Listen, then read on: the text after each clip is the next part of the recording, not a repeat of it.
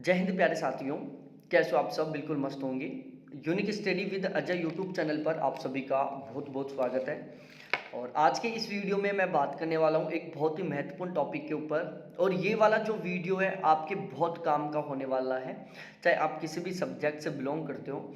इस वीडियो में हम डिस्कस करेंगे आज कि हम पेपर को सोल्व किस तरीके से करें। हमारे पास 150 क्वेश्चन होते हैं और टोटल 180 मिनट का टाइम होता है। पेपर बहुत लेंथी होता है, तो हम किस तरीके से टाइम मैनेज करें कि हमारा पेपर बहुत अच्छे से सोल्व हो जाए। बहुत सारे ऐसे प्यारे कैंडिडेट होते हैं जिनकी बहुत अच्छी खासी तैयारी होती है, बहुत नेक्स्ट लेवल की तैयारी होती है, लेकिन वो पेपर में पूरे क्वेश्चन अटेम्प्ट ही नहीं कर पाते। केवल वो 100 क्वेश्चन ही पढ़ पाते हैं, 150 क्वेश्चनों में फिर वो तुक्का लगाते हैं, तो फिर उनकी जो मेहनत की हुई होती है वो सारी की सारी वेस्ट चली जाती है एक तरीके से, क्योंकि वो अपना जो नॉलेज था, अपना जो ज्ञान था, उसका भी पूरा उपयोग नहीं कर पाते। तो इस वीडियो को पूरा लास्ट तक देखिए। मैं अपना खुद का सेल्फ एक्सपीरियंस शेयर करूंगा कि मैं किस तरीके से 180 मिनट में 150 क्वेश्चन सोल्व करता था। ठीक है, और मैं ऑलमोस्ट 170 मिनट में ही 150 क्वेश्चन सोल्व कर देता था। मेरे कभी कोई टाइम की कमी नहीं है, कभी भी किसी भी जब मैं पेपर दिया है, कभी भी मेरे ऐसा नहीं हुआ कि यार मेरे टाइम की वजह से क्वेश्चन छोड़ गए हो, कभी भी ऐसा नहीं हुआ। तो उसका सबसे बड़ा रीजन होता है प्लानिंग। यदि हम कोई भी पेपर प्लानिंग के साथ करते हैं ना, कोई भी काम हम प्लानिंग से करते हैं, तो उस काम के ज़्यादा ठीक होने की बहुत ज़्यादा पॉसिबिलिटी होती है। ऐसा नहीं है कि मैंने कभी प्रैक्टिस पेपर दिए हो, मैंने बहुत सारे प्रैक्टिस पेपर भी नहीं दिए, कभी नहीं दिया मैंने प्रैक्टिस पेपर। केवल मैं प्रैक्टिस के नाम पर प्रीवियस ईयर पेपरों को सोल्व करता था। ठीक है, तो यहाँ पर मैं आपके साथ अपनी स्ट्रेटेजी शेयर करूंगा, अपना जो सेल्फ एक्सपीरियंस वो आपके साथ शेयर करूंगा कि आप किस तरीके से 150 में 80 मिनट में 150 क्वेश्चनों को सोल्व कर सकते हो। तो यहाँ पर हम इस टॉपिक के ऊपर बात करने वाले हैं। यहाँ पर हम मेनली बात करने वाले हैं कि सबसे पहले हमें फर्स्ट पेपर को सोल्व करना चाहिए या सेकंड पेपर को सोल्व करना चाहिए, हमें पैसेज को सोल्व कब करना चाहिए, हमें डीआई को सोल्व कब करना चाहिए। इन टॉपिकों को हम यहाँ पर डिस्कस करेंगे।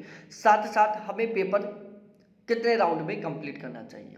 तो सबसे पहली बात तो यहाँ पर मैंने लिख रखा है स्पेशली कि हमें पेपर को 2 राउंडों में सोल्व करना है। 2 राउंड का मतलब है कि 2 बार में सोल्व करना है हमें पूरे पेपर को।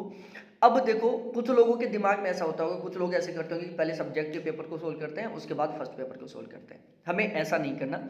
हमारे पास टोटल 150 क्वेश्चन है, 180 मिनट का टाइम है। हमें पूरा पेपर 150 क्वेश्चन पूरे एक साथ सोल्व करने हैं। पहले क्वेश्चन से शुरू करो और 150 तक बिल्कुल लगातार चलते रहो। ठीक है, हमें ऐसा नहीं देखना कि पहले हम फर्स्ट पेपर सोल्व करें फिर उसके बाद सेकंड पेपर सोल्व करें, ऐसा नहीं। हमें सीक्वेंस से 101 क्वेश्चन से लेकर 150 क्वेश्चन तक चलना है। ठीक है, तो जो पहले पहला पेपर सोल्व करें या पहले दूसरा पेपर सोल्व करें, इस क्वेश्चन को हटा दो। आपको एक साथ पहले क्वेश्चन से शुरू करना है और लगातार 150 क्वेश्चन तक चलना है। ठीक है, उसमें आपका टाइम बचेगा। कुछ लोग क्या करते हैं यार, पहले सब्जेक्ट करते हैं, तो सब्जेक्ट के चक्कर में वो क्या करेंगे, 51 क्वेश्चन से स्टार्ट करेंगे, तो वो 51 क्वेश्चन निकालने में उनको 1-2 मिनट का समय लग जाता है। ठीक है भाई, करना हमें ही है, तो क्यों बिना काम वो करें। तो आपको पहले क्वेश्चन से शुरू करके और 150 तक चलना है। ठीक है, हाँ, आपको ऐसा लगे कि यार मेरा सब्जेक्ट बहुत गजब का स्ट्रॉन्ग है, फर्स्ट पेपर मेरा बहुत कमजोर है, यदि मैं पहले फर्स्ट पेपर को सोल्व कर लिया तो मैं डिमोटिवेट हो जाऊंगा, तो आप पहले सब्जेक्ट को सोल्व करो। और आपको ऐसा लगता है कि मेरा इससे कोई फर्क नहीं पड़ेगा, मैं बिल्कुल भी डिमोटिवेट नहीं हूँगा, तो फिर आप पहले क्वेश्चन से और 150 तक चलो। पेपर आपको 2 राउंड में सोल्व करना है। 2 राउंड का मतलब है पहले आपको 150 क्वेश्चनों को 100 मिनट में पढ़ना है। ठीक है, और आपको 100 मिनट में कम से कम 100 क्वेश्चन सोल्व करने हैं। ठीक है, आपको पहले राउंड में पहले क्वेश्चन से स्टार्ट करो और बिल्कुल स्पीड से 150 क्वेश्चनों तक पहुंच जाओ सोल्व करते हुए। ऐसा नहीं है कि पढ़ते हुए, सोल्व करते हुए। और उन सभी क्वेश्चनों को सोल्व कर दो जो आपको आते हैं, जो आप बहुत अच्छे से आते हैं, जिनको आप सोल्व कर सकते हो। ठीक है, तो पहले राउंड में आपको मैक्सिमम 100 मिनट का टाइम लगाना है और इस 100 मिनट में आपको कम से कम 100 क्वेश्चन सोल्व करने हैं। तो इसमें उन सभी क्वेश्चनों को कर दो जो आपको आते हैं, जो आपके पढ़े हुए क्वेश्चन हैं। तो इससे क्या होगा, यदि टाइम की कमी भी बचेगी ना, तो आपके वो क्वेश्चन नहीं छूटेंगे जो आपको आते थे, केवल वही क्वेश्चन छूटेंगे जो आपको नहीं आते थे। तो ये आपके लिए एक बहुत ही बड़ा प्लस पॉइंट है। तो आपको शुरू के 100 मिनट में 150 क्वेश्चनों को पढ़ना है और 150 क्वेश्चनों में से आपको कम से कम लगभग 100 क्वेश्चन सोल्व करने हैं। ठीक है, 50 क्वेश्चन छोड़ने हैं 150 क्वेश्चनों में से। तो आपको स्टार्टिंग के 100 मिनट में पहले क्वेश्चन से लेकर 150 तक के सभी क्वेश्चनों को पढ़ना है। 150 क्वेश्चनों में से आपको 100 क्वेश्चनों को सोल्व करना है। और ये 100 क्वेश्चन कौन से होंगे? जो आपके पढ़े हुए हैं, जो आपको आते हैं, उन सभी क्वेश्चनों को सोल्व करते हो। उसके बाद में बचा सेकंड राउंड। सेकंड राउंड में आपको 80 मिनट का टाइम बचेगा, उसमें आपको 50 क्वेश्चन सोल्व करने हैं। ठीक है, यहाँ पर आपके पास अच्छा खासा टाइम बच गया। अब जो ये वाले 100 क्वेश्चन है, इसमें देखो प्यारे साथियों, आप पैसेज 3 आते हैं आजकल 15 क्वेश्चन, DI 1 आता है 5 क्वेश्चन। ये जो 20 क्वेश्चन है, इनको आपको सेकंड राउंड में सोल्व करना है। पैसेज को, DI को आपको पहले राउंड में सोल्व नहीं करना, पैसेज को, DI को आपको सेकंड राउंड में सोल्व करना है। तो ये तो थी सबसे मेन बात, और इन चीज़ों का ध्यान में रखना। ठीक है, पहले राउंड में आपको 100 मिनट में 100 क्वेश्चन ही सोल्व करना है, क्योंकि जो क्वेश्चन आपके पढ़े हुए हैं, जो क्वेश्चन आपको आते हैं, वहां पर आपको ज़्यादा टाइम नहीं लगेगा, क्योंकि वो आपको पढ़े हुए हैं, तो उन क्वेश्चनों को समझने में भी ज़्यादा दिक्कत नहीं आएगी। वो आपको याद है, तो वहां पर आपको ज़्यादा समझने के लिए भी टाइम नहीं लगाना होगा। ठीक है, तो ये टाइम का स्पेशली ध्यान रखना कि शुरू के 100 मिनट में आपको 150 के 150 क्वेश्चन पढ़ने हैं, DI और पैसेज को छोड़कर। मतलब शुरू के 100 मिनट में आपको 130 क्वेश्चन पढ़ने हैं, उनमें से आपको लगभग 100 क्वेश्चन सोल्व करने हैं। ठीक है, और ये 100 क्वेश्चन वो होंगे जो आपको अच्छे से आते हैं, जो आपके पढ़े हुए हैं। अब हम आगे बात करते हैं। देखो, पेपर से पहले हमारी टेंशन हो जाती है, हेजिटेशन हो जाती है, और जैसे पेपर आता है, शुरू की जो 5-10 मिनट है ना, वो टेंशन में निकल जाती है, हेजिटेशन में, घबराहट में निकल जाती है। इतनी ज़्यादा टेंशन बढ़ जाती है कि हम क्वेश्चन पढ़ ही नहीं पाते सही ढंग से। यदि पढ़ भी रहे हैं तो हमें पता नहीं चल रहा हम क्या पढ़ रहे हैं। तो देखो, एक बात ध्यान रखना, टेंशन करके आप कुछ अच्छा तो कर नहीं सकते कि भाई टेंशन करके आप अच्छी तैयारी, ऐसा तो है नहीं कि चलो आप टेंशन कर लोगे तो पेपर अच्छा होगा।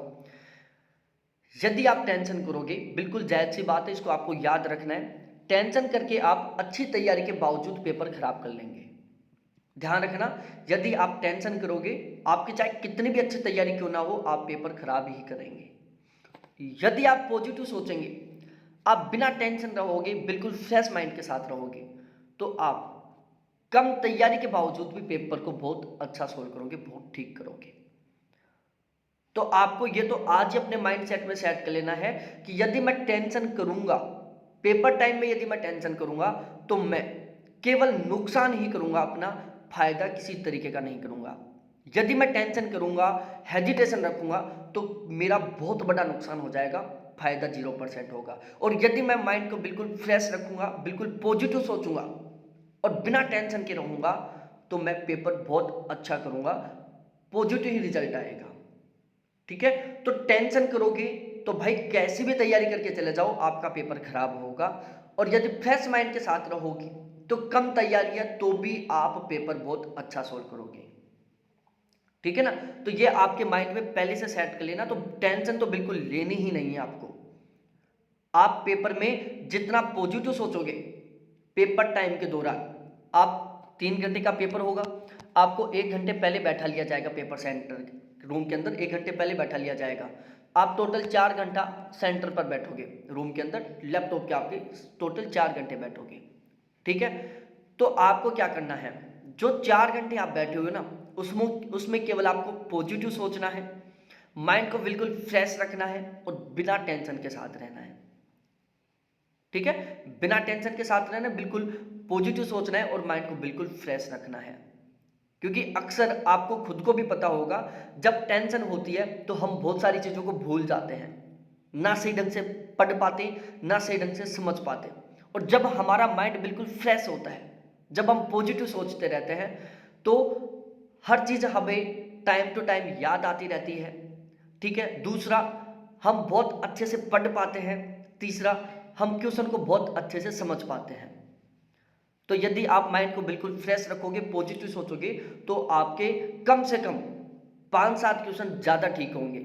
और यदि आप टेंशन में रहोगे, हेजिटेशन के साथ रहोगे, तो आपके कम से कम 8-10 क्वेश्चन बिना मतलब के गलत हो जाएंगे। ठीक है, और पेपर में यदि एक क्वेश्चन भी गलत होता है ना, तो वो आपको आगे फिर से 6 महीने के लिए दोबारा से तैयारी करने के लिए बोल देता है। ठीक है, तो आपको मैं तो यही कहूंगा कि 4 घंटे जो भी आप सेंटर पर, जिस दिन आप पेपर देने के लिए जाओ, उस दिन आपको पूरे दिन भर बिल्कुल भी टेंशन नहीं लेनी है। ठीक है, पेपर देने के बाद में चाहे आप आधा घंटा टेंशन कर लेना, लेकिन जिस दिन आपका पेपर है उस दिन आपको पॉजिटिव सोचना है, बिल्कुल फ्रेश माइंड के साथ रहना है, बिल्कुल भी टेंशन नहीं करना है, और आपको केवल उन्हीं लोगों के कांटेक्ट में आना है जो आपको पॉजिटिव बातें करते हो आपके साथ, जो आपको पॉजिटिव एनर्जी देते हो। जो लोग आपको डिमोटिवेट करते हो, जो आपके साथ नेगेटिव तरीके से बातें करते हो, उन लोगों से आप बिल्कुल भी किसी भी तरीके से कांटेक्ट में मत आना। ठीक है, आपको केवल मोटिवेट रहना है, पॉजिटिव रहना है। टेंशन करोगे तो आपको दोबारा पेपर दोगे, फ्रेश माइंड रखोगे तो इसी बार में जेआरएफ क्वालिफाई कर जाओगे। ये सीधा सा फंडा है। ठीक है, अब आप भी समझदार हो। अब मैं यहाँ पर बात करता हूँ कि हमें कौन से टाइप के क्वेश्चनों को फर्स्ट राउंड में करना है, कौन से टाइप के क्वेश्चनों को हमें सेकंड राउंड के लिए छोड़ना है। ये पेपर प्लानिंग है। पहला राउंड आपको 100 मिनट का टाइम देना है, जिसमें आपको 100 क्वेश्चन सोल्व करने हैं, 130 क्वेश्चन पढ़ने हैं आपको, पैसे से डीआई को छोड़कर। ठीक है, जिस क्वेश्चन को आपने पढ़ लिया, हम देखो एग्जाम सेंटर पर क्या करते हैं, एक क्वेश्चन है सपोज डेट, ठीक है, 7-8 लाइन का क्वेश्चन है, हम क्या करते हैं उस क्वेश्चन को पढ़ते हैं। ठीक है, 1 मिनट में हमने इस क्वेश्चन को पढ़ा, फिर उसको हमने समझने में टाइम लगा दिया, तो टोटल हमने सपोज डेट एक क्वेश्चन को 1 मिनट 30 सेकंड का टाइम दे दिया। और फिर हम क्या करते हैं, यार इसका आंसर नहीं बैठ रहा, इसको मैं दोबारा करूंगा, और हम छोड़कर चले जाते हैं। फिर सेकंड राउंड आता है, जब इस क्वेश्चन को दोबारा से करने की बारी आती है, फिर हम इस क्वेश्चन को पढ़ते हैं, फिर इसको समझते हैं, फिर हम 1 मिनट 30 सेकंड का टाइम लगा देते हैं। तो भाई ये जो 1 मिनट 30 सेकंड का टाइम था, ये क्या लगा आपका, बिल्कुल एक्स्ट्रा में लगा। ठीक है, तो आपको एक बात तो स्पेशली ध्यान रखना है कि यदि कोई क्वेश्चन जिसको आपने पढ़ लिया, जिसको आपने समझ लिया, जिसको आपने टाइम दे दिया, उसको 2 सेकंड 3 सेकंड का टाइम और दे दो, लेकिन उस क्वेश्चन को आप उसी टाइम सोल्व करो। जो भी आपको आंसर देना है वो उसी टाइम दो आंसर, ऐसा नहीं कि फिर उसको दोबारा राउंड के लिए छोड़ दिया। दोबारा राउंड के लिए किस टाइप के क्वेश्चन को छोड़ना है वो भी मैं आपको आगे बताऊंगा, लेकिन ये बात ध्यान में रखना है मेरे प्यारे साथियों कि जिस क्वेश्चन को आपने पढ़ लिया, टाइम दे दिया, तो उस क्वेश्चन को आप उसी टाइम सोल्व करो, नेक्स्ट राउंड के लिए मत छोड़ो। आगे जो क्वेश्चन बिना पढ़े हुए में से आ रहे हैं, जो क्वेश्चन ऐसे टॉपिक से आ रहे हैं जो आपके पढ़े हुए नहीं है, जो क्वेश्चन आपको ऐसा लग रहा है कि यार ये तो मेरा बिल्कुल भी पार नहीं पड़ेगी, यहाँ पर मैं चाहे कितना ही सोच लूँ, कितना ही समझ लूँ, तो भी क्वेश्चन को ठीक नहीं करूँगा, इसमें तो मेरे को तुक्का ही मारना है, तो जो तुक्का मारने का काम है वो तुरंत कर दो। उसको उसको आप नेक्स्ट टाइम पढ़ने के लिए मत डालो। जिस क्वेश्चन में आपको तुक्का लगाना है, जो क्वेश्चन आपके बिना पढ़े हुए में से आए, उस क्वेश्चन को आप तुरंत सोल्व कर दो, पहले राउंड में सोल्व करके और काम खत्म करो। ठीक है, जो क्वेश्चन, अब देखो सबसे महत्वपूर्ण बात है, होता क्या है, जैसे एक क्वेश्चन लिखा हुआ है, ठीक है मैं समझा रहा हूँ, ये क्वेश्चन लिखा हुआ है, ठीक है, इसका option A, option B, option C, option D कुछ इस तरीके से है। ठीक है, हमने क्वेश्चन को पढ़ा और पढ़ने के बाद में हमें क्वेश्चन समझ में आ गए, हमें पता चला कि यार पहला ऑप्शन तो नहीं हो सकता, दूसरा भी नहीं हो सकता, सी और डी में से इसका आंसर हो सकता है। ठीक है, या हमें पता चला कि यार मेरे को पता चल गया भाई बी तो किसी भी हाल में नहीं हो सकता, ए, सी और डी में से हो सकता है, और आप कंफ्यूज हो रहे हो, आपको प्रॉपर वे में याद नहीं आ पा रहा है, तो ऐसे क्वेश्चनों को आप सेकंड राउंड के लिए छोड़ दो। ठीक है, ऐसे क्वेश्चनों को आप उसी टाइम आंसर मत दो, उसको आप सेकंड राउंड के लिए छोड़ दो। लेकिन एक चीज ध्यान रखो, आपको एग्जाम सेंटर पर एक रफ पेज दिया जाता है, जैसे ये रफ पेज होगा, उस रफ पेज में यहां पर एक आप इस तरीके से बॉक्स बना लो। ठीक है, ऐसे एक गोला बना लो, बॉक्स बना लो, या एक कॉर्नर सेव कर दो, छोड़ दो एक कॉर्नर, और उस कॉर्नर में इस क्वेश्चन का नंबर डाल दो कि भाई क्वेश्चन नंबर 3 में लिख दो स्पेशली कि ऑप्शन बी तो किसी हाल में नहीं होगा।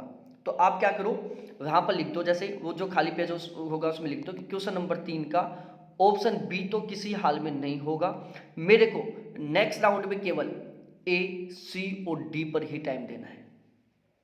आपको पता चल गया था पहले राउंड में कि भाई ऑप्शन बी तो किसी भी हाल में ठीक नहीं हो सकता इस क्वेश्चन का, तो जब आप सेकंड राउंड में पढ़ो ना, तो उसमें आपको केवल ऑप्शन ए, ऑप्शन सी और ऑप्शन डी ही पढ़ना पड़े, क्योंकि आपको पता चल चुका था कि ऑप्शन बी तो किसी हाल में नहीं हो सकता। तो इस वाली बात को आप वहां पर इस तरीके से लिख दो कि भाई क्वेश्चन नंबर 3 में ऑप्शन बी किसी भी हाल में नहीं हो सकता, अब मेरे को ऑप्शन ए, ऑप्शन सी और ऑप्शन डी पर ही काम करना है। तो इससे क्या होगा, आपका टाइम बच जाएगा। जब आप नेक्स्ट राउंड लोगे तो आपको ऑप्शन बी को नहीं पढ़ना पड़ेगा, आपको केवल दिमाग ऑप्शन ए, ऑप्शन सी और ऑप्शन डी पर ही लगाना होगा। तो इससे क्या होगा, एक तो आपका टाइम बचेगा, दूसरा क्वेश्चन ठीक होने के जो चांस है वो बढ़ेंगे। क्योंकि हम क्या करते हैं, जब कंफ्यूज हो जाते हैं ना, तो फिर जब हमने फर्स्ट टाइम में डिसीजन लिया था कि ऑप्शन बी तो किसी हाल में हो ही नहीं सकता, लेकिन जब हम सेकेंड राउंड में पढ़ेंगे तो फिर ऐसा लगने लग जाएगा ऑप्शन बी भी हो सकता है। ठीक है, तो ऐसे सिचुएशन में आप क्वेश्चन नंबर के साथ और उन चीजों को लिख दो। ऐसा भी आ जाता है क्वेश्चन, सपोज दैट ऐसे क्वेश्चन आ गया, भाई ये क्वेश्चन लिखा हुआ है, कथन 1, कथन 2, कथन 3, कथन 4, कथन 5, कथन 6, कथन 7 और कथन 8। ठीक है, आपने क्वेश्चन को पढ़ा, समझा, आपको पता चला कि भाई ये और ये दो तो इसके फिक्स आंसर है। ठीक है, ये दो तो इसके फिक्स आंसर है, बाकी में मेरे को पता नहीं चल रहा। इस क्वेश्चन को भी आप सेकेंड राउंड के लिए छोड़ दो और उस रफ पेज में लिख दो कि क्वेश्चन नंबर 4 का 2 और 4 ये तो बिल्कुल ठीक है, ये तो 100% आंसर में आएंगे। तो जब नेक्स्ट राउंड में आप पढ़ोगे तो आपको 2 और 4 में किसी तरीके का कोई टाइम नहीं देना, क्योंकि ये तो आपके फिक्स थे। बाकी आपको टाइम किस में देना है, 1 में, 3 में, 5 में, 6 में, 7 में, 8 में। तो इससे टाइम भी बचेगा और क्वेश्चन के ठीक होने के चांस भी बढ़ेंगे। ठीक है, सवाल जो पढ़ा हुआ है लेकिन आंसर याद नहीं आ रहा, तो क्वेश्चन नंबर के साथ रफ पेज में लिख दो।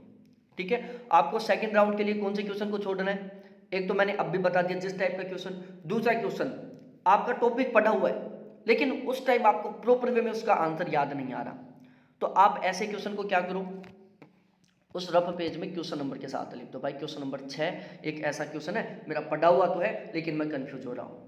तो कई बार क्या होता है कि जैसे हम पेपर सोल्व कर रहे हैं, पेपर सोल्व करते समय हमें उस क्वेश्चन का आंसर याद आ जाता है कि यार उस क्वेश्चन का आंसर ये है। जब हमने लिखा ही नहीं, हमें पता ही नहीं कि वो क्वेश्चन कौन सा था, तो हम क्या करेंगे, ढूंढेंगे फिर उसको। और जब हमें पता है कि वो क्वेश्चन छठा था जिसका मेरे को आंसर याद नहीं आ रहा था, जैसे ही बीच में आपके उस क्वेश्चन का आंसर याद आया, तुरंत आप क्वेश्चन नंबर 6 पर जाओ और उसका आंसर ठीक कर दो। ठीक है, तो जो क्वेश्चन आपका पढ़ा हुआ है उसका आंसर आपको प्रॉपर वे में याद नहीं आ पा रहा है, उस टाइम आप कंफ्यूज हो रहे हो, तो उस क्वेश्चन का नंबर आप रफ पेज में लिख दो। जैसे उस क्वेश्चन का आंसर याद आए कभी भी, तो तुरंत आप उस क्वेश्चन को खोलो और उसका आंसर दे दो। ठीक है, सेकंड राउंड के लिए ज्यादा क्वेश्चन नहीं छोड़ना है। ठीक है, बहुत सारे कैंडिडेट क्या करते हैं, सेकंड राउंड के लिए 100 क्वेश्चन छोड़ देते हैं, फर्स्ट राउंड में 50 क्वेश्चन ही अटेम्प्ट करते हैं। ठीक है, ऐसा नहीं करना आपको। सेकंड राउंड के लिए आपको केवल वो क्वेश्चन छोड़ने हैं जहां पर आपको ऐसा लगता है, जिन क्वेश्चनों में आपको ऐसा लगता है कि यदि मैं इन क्वेश्चनों को थोड़ा सा टाइम दूंगा तो मैं इन क्वेश्चनों को 100% ठीक कर सकता हूं। सेकंड राउंड के लिए आपको केवल उन क्वेश्चनों को छोड़ना है जिन क्वेश्चनों में आपको ऐसा लगता है कि यदि मैं इन क्वेश्चनों को थोड़ा सा एक्स्ट्रा टाइम दे दिया तो मैं इन क्वेश्चनों को ठीक कर सकता हूं। दूसरा, उन क्वेश्चनों को सेकंड राउंड के लिए छोड़ रहे हैं जिनका आंसर आपको उस टाइम याद नहीं आ रहा। तीसरा, सेकंड राउंड के लिए आपको उन क्वेश्चनों को छोड़ना है जिन क्वेश्चन के आंसर को लेकर आप कंफ्यूज हो रहे हो। ठीक है, ऐसा नहीं कि बहुत सारे क्वेश्चन छोड़ने हैं, आपको मैक्सिमम 30 क्वेश्चन सेकंड राउंड के लिए छोड़ने हैं। ठीक है, 30 क्वेश्चन से ज्यादा सेकंड राउंड के लिए नहीं छोड़ना, प्लस 20 क्वेश्चन हो गए पैसेज और डीआई के। इस तरीके से आपको सेकंड राउंड के लिए टोटल 50 क्वेश्चन छोड़ना है जिनको आपको अगले 80 मिनट में सॉल्व करना है।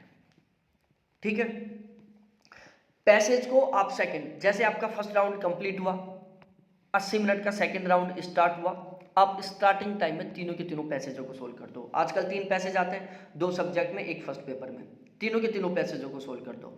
अब ध्यान रखो, टाइम हम किस किस तरीके से बचा सकते हैं। जब आप फर्स्ट राउंड के क्वेश्चन सोल्व करोगे तब बीच में पैसेज भी आएंगे, डीआई भी आएंगे।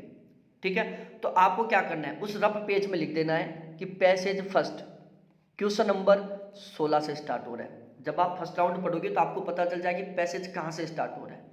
ठीक है, तो जब आप फर्स्ट राउंड के लिए पूरे पेपर को पढ़ रहे हो, जहां पर पैसेज स्टार्ट हुआ रफ पेज में लिख दो कि क्वेश्चन नंबर 17 से पैसेज फर्स्ट स्टार्ट हुआ, क्वेश्चन नंबर 83 से पैसेज सेकंड स्टार्ट हुआ, क्वेश्चन नंबर 19 से पैसेज थर्ड स्टार्ट हुआ, क्वेश्चन नंबर 24 से डीआई स्टार्ट हुआ। ठीक है। तो जब आपको पैसेज सोल्व करने का टाइम आएगा, डीआई सोल्व करने का टाइम आएगा, तो आपको पैसेज ढूंढने में और डीआई को ढूंढने में टाइम नहीं लगेगा, क्योंकि आपके पास लिखा हुआ है कि एक पैसेज तो क्वेश्चन नंबर 17 से स्टार्ट हो रहा है। आप डायरेक्टली क्वेश्चन नंबर 17 पर जाओ, उसके नीचे 5 क्वेश्चन होंगे, सोल्व कर दो। दूसरा पैसेज क्वेश्चन नंबर 83 से स्टार्ट हो रहा है, क्वेश्चन नंबर 83 पर जाओ, डायरेक्टली वहां पर टेबल बनी होती है, 83 पर क्लिक करोगे, 83वें नंबर का क्वेश्चन खुल जाएगा, आगे के 5 पैसेज सोल्व कर दो।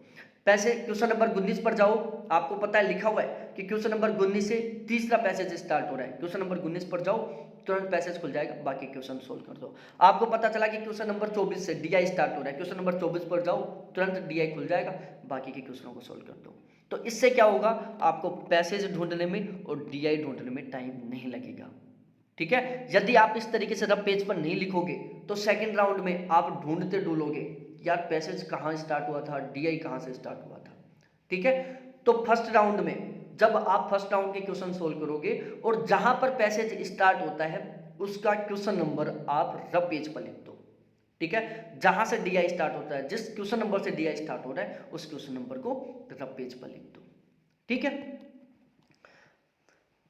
तो सेकंड राउंड के जैसे सेकंड राउंड स्टार्ट हुआ 80 मिनट वाला, तो आपका जो स्टार्टिंग का टाइम होगा, फर्स्ट राउंड 100 मिनट का कंप्लीट हुआ, 101वें मिनट से आपको अगले 3 पैसेज सोल्व करने हैं। ठीक है। 101वें मिनट से अगले 3 पैसेज सोल्व करने हैं और एक पैसेज को सोल्व करने में आपको लगभग 7 मिनट का टाइम देना है। तीनों पैसेज आप आसानी से 21 मिनट में सोल्व कर दोगे।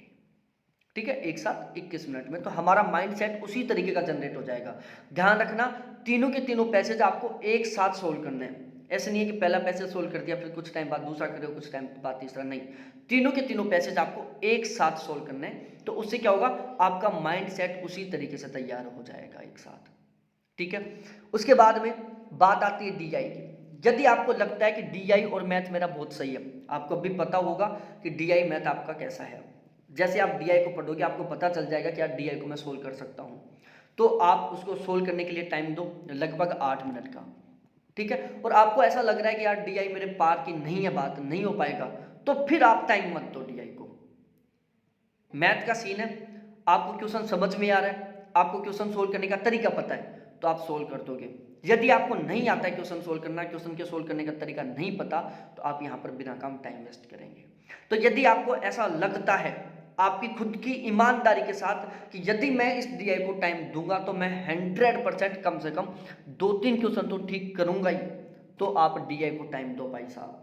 और यदि ऐसे लग रहा है कि यार डीआई में मैं चाहे कितना ही टाइम लगा लूँ, कितना ही वो कर लूँ, पर नहीं मेरे से सोल्व नहीं होगा, तो आप डायरेक्टली तुक्का लगाओ। फिर आप डीआई सोल्व करने के लिए बिल्कुल भी टाइम मत दो, इस टाइम को बचाकर बाकी क्वेश्चनों को दो। और ये सीन आप मैथ में करो। आपको लगता है कि मैथ के क्वेश्चन को पढ़कर कि यार मैं यहाँ पर सही कर सकता हूँ, सही कर सकता हूँ, तो आप सोल्व करो। आपको लगता है कि यहाँ पर मैं सही नहीं कर पाऊंगा, तो वहाँ तुक्का लगा के काम फिनिश करो। ठीक है। और लास्ट में जो क्वेश्चन बचे हुए हैं उन सभी को सोल्व कर दो। ठीक है। अब बाकी के जो 30 क्वेश्चन बचे हुए हैं उनके लिए आपके पास एक तरीके से बहुत अच्छा खासा टाइम बचा हुआ है, उसमें आप आसानी से उन क्वेश्चनों को समझ समझ के और पढ़ पढ़ के सोल्व करो।